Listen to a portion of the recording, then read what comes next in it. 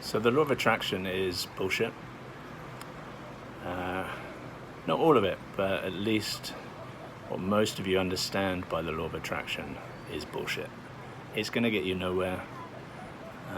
You're going to end up sitting there meditating, focusing on having this dream house with roses around the outside of it, and not daring to think anything negative, trying to stay positive at all counts and all exceptions.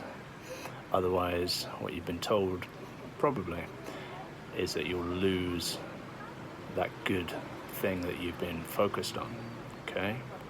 This is bullshit. I'm sorry, but I don't know anyone who's manifested anything by doing that. And that's not to say there aren't some exceptions. However, what's being taught by most people about the law of attraction is really only part of the story. The truth is that to manifest what you want, you do have to get to the right frequency. That part is true.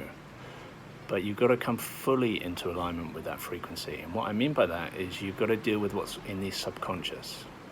Okay, so, and how do you do that? So in the subconscious, probably things like, I'm not good enough. I don't deserve to have that house that I've been focused on, or whatever it is.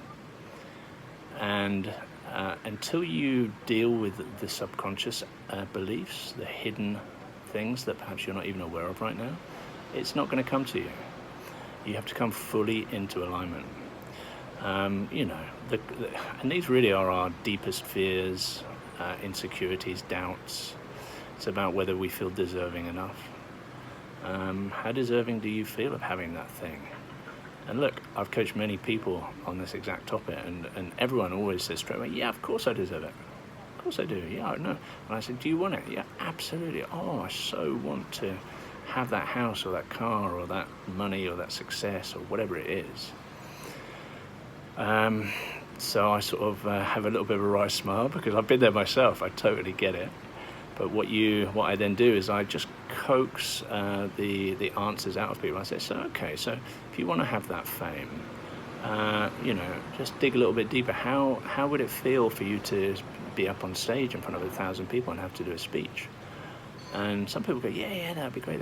But again, if you dig a bit further, it's like, well, actually, that would be really scary, And that was one of the big fears I had to overcome, was fear of being seen. And public speaking, hated it, absolutely hated it. I had to go and join Toastmasters, the public speaking forum, and I did that for 7 months. And I had to clear all of my fears, doubts, insecurities around that. At the first few speeches I did, it felt like I was walking up to the gallows, up to the first floor of a pub in London to do this speech. That was how intense it feels, and it feels that way for a lot of people. So look, these are the kind of things that you're going to need to work on if you really want to manifest and create the life of your dreams, or to bring something into your life using the law of attraction. You've got to go inside. And there's no shortcuts. It's not easy. This is not going to be a one-session job. It's going to take you, depends how closely aligned to it you are anyway. If it's something really big, you're going to have to do a lot of work. I typically would expect to be coaching someone for sort of 6 to 12 months to help them manifest what they want. And there is one other major aspect that's aligned to this, and that is that it needs to be in alignment with what you're really here to do. So if you just want to get £1 million for, just for the sake of it, so you can buy a nice car, that's probably going to be quite difficult for you to manifest. It might take you in the right direction, but it needs to become something bigger ultimately, and it will only become something bigger when you deal with the parts in yourself that don't feel good enough, that don't feel they deserve it, and because if you don't feel good enough, how can you actually receive that? And the other thing to ask yourself is, why is it that I want £1 million? And normally, for all of us, absolutely me included, oh my goodness, I've worked through so many layers of this. It's like, yeah, I didn't feel good enough to have, I didn't feel good enough without having money. I didn't feel good enough without publishing a book. So it's like the ego is so intertwined with it But what does that tell you deep down? It tells you that you're not in alignment with it. It tells you you don't really feel good enough. So you've got to work through all of that stuff and clear that. And guess what happens? Once you get to a place where you feel good enough, not even good enough, once you start to clear some of the blocks, what happens is your life purpose starts to come in. Now, people some people get a funny reaction when I talk about life purpose. What I mean by that is the thing that you're really here to do. And it doesn't have to be something absolutely huge. It doesn't have to be saving the world. It can literally be, it's around making a difference in other people's lives. So it becomes less about you and more about doing something good for others, can be for the world. And once you clear enough of your underlying negative emotions, and by the way, I can teach you how to do that. It's a simple process. Ridiculously simple. It should be taught in schools. It's called emotional acceptance, or as I call it, feelit. It's also known as letting go. There are many other names for it.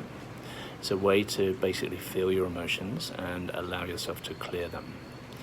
And once you've cleared enough, then guess what happens? Your life purpose will come to you. And what was it? The first iteration of my life purpose it was a little bit vanilla, to be honest. It wasn't anything earth-shattering. I was expecting to be like, you're going to save the planet, but it wasn't that.